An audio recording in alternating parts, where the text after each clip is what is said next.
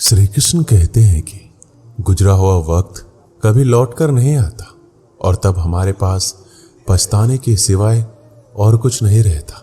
आप अपने जीवन में समय को कितना महत्व देते हैं? क्या आप अपना हर काम वक्त पर पूरा करते हैं? लोग अक्सर कहते हैं क्या करें, समय ही नहीं मिलता, लेकिन समय का सदुपयोग करने वाले ऐसा कभी नहीं कहते। हम सभी के पास एक दिन में 24 घंटे का ही समय होता है। ये हम पर है कि हम उसका सदुपयोग करते हैं या दुरुपयोग। यदि आप सोचते हैं आप मेहनत बहुत करते हैं पर आप कहीं पहुंच नहीं पा रहे, तो आप सिर्फ एक गलती कर रहे हैं। आप मेहनत बहुत करते हैं पर आपके मन में हार जाने का डर है और ये डर आपको जकड़ रखा है। मेरी मानिए, जो मेहनत आप कर रहे हैं उसे पूरी लगन और ईमानदारी से करते हुए अपने काम पर विश्वास रखिए और हार के बारे में ना सोचकर सिर्फ जीतने के बारे में सोचिए। समय बहुत कीमती है, लेकिन हमें यह बिल्कुल मुफ्त मिलता है। जो लोग समय का सही कीमत जानते हैं वो इसका सही इस्तेमाल करके कामयाबी की ऊंचाइयों को छूते हैं, और जो समय की कदर नहीं करते वो इसे यूं ही बर्बाद करके अपना भविष्य खराब करते हैं। समय का सही उपयोग करके ही अपने सपनों को साकार किया जा सकता है, अपने लक्ष्य तक पहुंचा जा सकता है। प्रकृति और समय कभी किसी के साथ भेदभाव नहीं करते। हवा, पानी, मौसम, दिन रात, ये सब हम सब के लिए हमेशा एक जैसे रहते हैं। अमीर व्यक्ति के लिए सूरज पूरब की बजाय पश्चिम से नहीं उगता। यह बरसात किसी की उम्र या हैसियत देखकर उस पर कम या ज्यादा नहीं बरसती है। अमीर, गरीब, बच्चे, बूढ़े, सभी के लिए समय एक जैसा रहता है। हाँ, समय का सही उपयोग ना करके या समय को व्यर्थ गवाकर हम अपना भविष्य जरूर खराब कर देते हैं। यदि आज हम समय की कद्र करेंगे तभी समय कल हमारी कद्र करेगा। हम आज जो भी हैं, जहां भी हैं, उसके लिए हम खुद जिम्मेदार हैं, क्योंकि हमने अपने अतीत में जो मेहनत की है, हमारा वर्तमान उस मेहनत का ही नतीजा है। हमारा आज की मेहनत हमारा भविष्य तय करती है। अतः समय की कीमत समझकर उसका सही उपयोग करना बहुत जरूरी है। समय का सही इस्तेमाल करके देखिए, यह हमेशा स्वस्थ और समृद्ध बनाए रखेगा। आप समय का सिर्फ एक ही बार इस्तेमाल कर सकते हैं, क्योंकि गुजरा हुआ वक्त कभी लौट कर नहीं आता। यानी हम समय को रिसाइकल नहीं कर सकते। अतः कभी ये ना कहें कि ये काम अगली बार करेंगे। हो सकता है अगली बार आप वक्त गवा चुके हो और गुजरा हुआ वक्त आपसे कहे अब बहुत देरी हो चुकी है। यदि आप किसी को वाकई कुछ देना चाहते हैं तो उसे अपना वक्त दीजिए, क्योंकि साथ गुजारा हुआ वक्त अपने साथ खूबसूरत यादें सजा लेता है। वक्त जीवन के कई पाठ पढ़ा जाता है, बड़े से बड़े घाव भर देता है और नए सिरे से जीने की ताकत भी देता है। अतः आज यदि आपका वक्त सही नहीं चल रहा तो निराश ना हो, मेहनत करते जाइए। आपका अच्छा वक्त जरूर आएगा। समय और धन की दौड़ में हमेशा समय की जीत होती है। पैसा कमाना आपको अमीर बना देगा, लेकिन समय को जीतना आपको सफल बनाएगा। समय फिर कभी लौट कर नहीं आता। आपको इसका उपयोग करने का केवल एक ही मौका मिलता है। यदि आज आप समय का सदुपयोग करते हैं तो यह आपको कल लाभकारी परिणाम देगा। समय बहुत कीमती है और इसे अच्छे कर्मों में खर्च करने की जरूरत है। समय के मूल्य को समझना महत्वपूर्ण है, क्योंकि ये बदलता रहता है। समय फिर कभी किसी के जीवन में एक जैसा नहीं हो सकता। जो व्यक्ति समय के महत्व को जानता है, उसका सम्मान करता है, वह चतुर और बुद्धिमान माना जाता है। वह व्यक्ति अपने जीवन में सभी सफलता प्राप्त करने वाला होता है।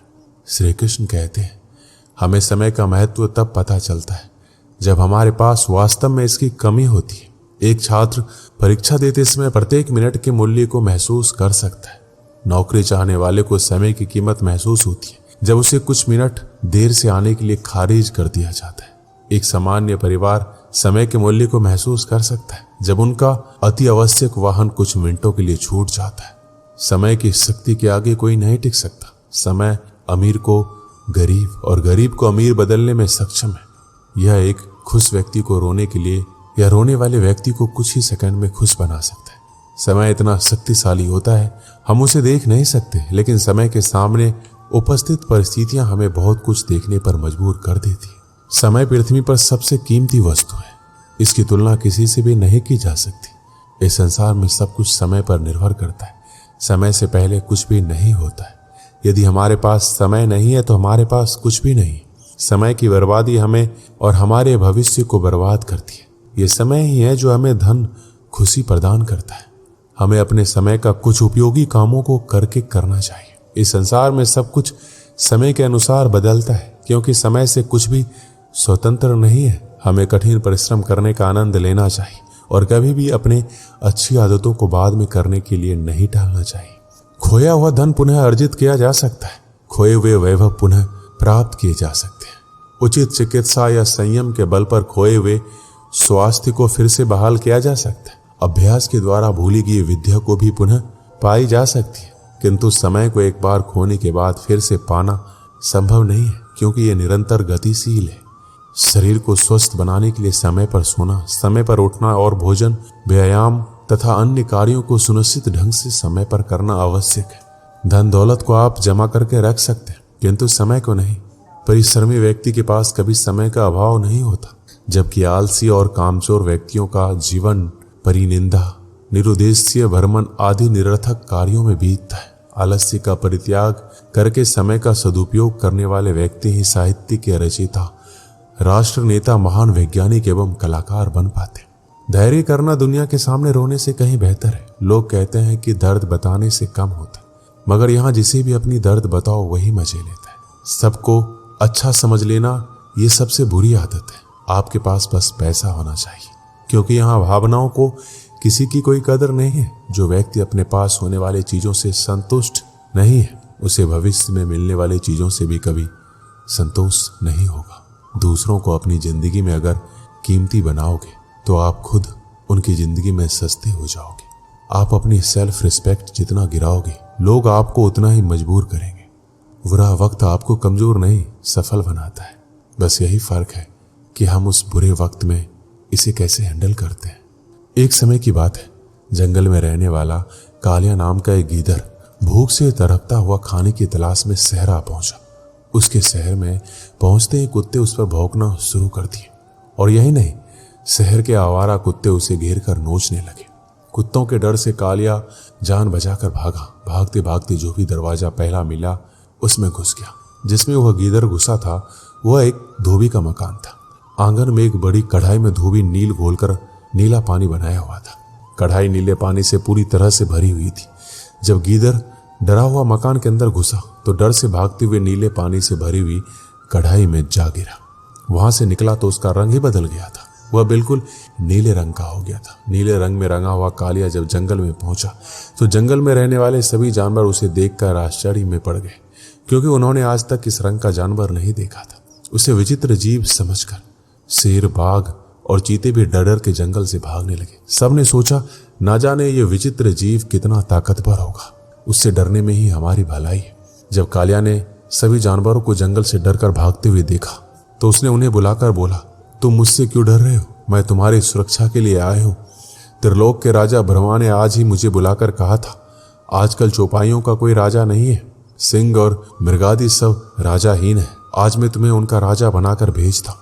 तू वहां जाकर सबकी रक्षा कर, इसलिए मैं यहाँ आया हूँ। मेरी छत्र छाया में सब आनंद से रहेंगे। मेरा नाम मान सिंह राजा है। यह सुनकर शेर, बाघ आदि पशुओं ने कालिया नाम के गीदड़ को अपना राजा मान लिया और बोले, स्वामी, हम आपके दास हैं, आज्ञा पालक हैं। आज से हम सब आपकी आज्ञा का पालन करेंगे। कालिया ने राजा बनने के बाद शेर को अपना प्रधानमंत्री बनाया, बाघ को नगर रक्षक और भेड़िए को संतरी बनाया। अपने अमित्य गिदड़ों को जंगलों से बाहर निकाल दिया।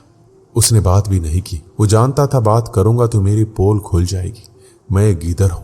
उसके राज्य में शेर आदि छोटे छोटे जानवरों को मारकर कालिया को भेंट किया करते थे। कालिया उनमें से कुछ भाग खाकर शेष अपने नौकरों चाकरों में बांट देता था। कुछ दिन उसका राज्य शांति से चलता रहा, लेकिन एक दिन बड़ा अनर्थ हो गया।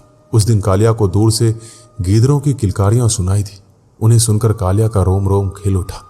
खुशी में पागल होकर वह भी किलकारियां मारने लगा। शेर, बाघ आदि पशुओं ने जब उसकी किलकारियां सुनी तो वह हैरान रह गए कि यह कालिया ब्रह्मा का दूत नहीं बल्कि नीले रंग में रंगा मामूली गीदड़ है। अपनी मूर्खता पर लज्जा से सिर झुकाकर आपस में सलाह करने लगे, इस गीदड़ ने तो हमें मूर्ख बनाया, इसे इसका दंड दो, इसे मार डालो। कालिया ने शेर, बाघ आदि की बात सुन ली। वह भी हैरान रह गया कि उसकी पोल खुल गई। अब जान बचाना भी कठिन है, इसलिए वह वहां से भागा, किंतु शेर के पंजे से भागकर कहां जाता। एक ही छलांग में शेर ने उस ढोंगी गीदड़ को मौत के घाट उतार दिया।